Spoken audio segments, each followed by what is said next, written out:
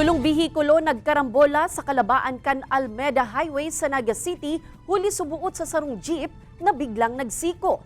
Insidente sarong patutuoman na miski gurano ang paglikay, posible ang aksidente, depende sa mga nakakasabay sa pagbaybay kan tinampo. Tutukan sa report ni Jessica Calinog. Haros mawasak ang walang parte kan kotse na ini, makalis aksidenteng mabanggaan kan sarong elf truck na may kargang tubig.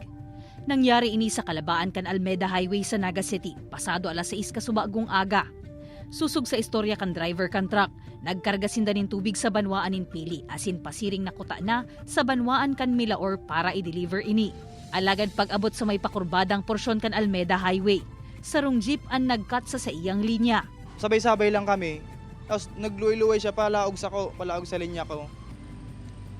Tapos tigbusinahan ko siya, bigla palagod nagtahaw. Si pagtahaw niya, naalanganin ako. Pag preno ko, biglang nagyewang si manibela ko. Nakalawag ako doon sa linya katong kasalubong ko, itong Bios. Tuminama sa walang headlight kan elf truck ang kotse.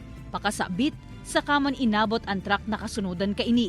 Idanalagan sa ospital ang lugadan na driver kan kotse. Mantang mayo manin pigmati ang mga sakay kan duwang imbueltong truck. Alagad ang jeep na pigtutukdong nagkausa kan aksidente. Nagduro-diretso sa nasubuot sa pagbiyahe. Tagabos man po baga kita, nag-iingat.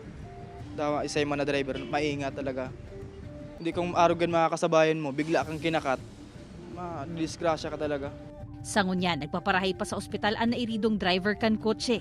Pigahalat na sa naman ang magiging desisyon ka ini kung masaangat nin reklamo sa driver kan nakabangga na truck. Kaibanan si Jovel Obiso, Jessica Calinog, Balitang Bicolandia.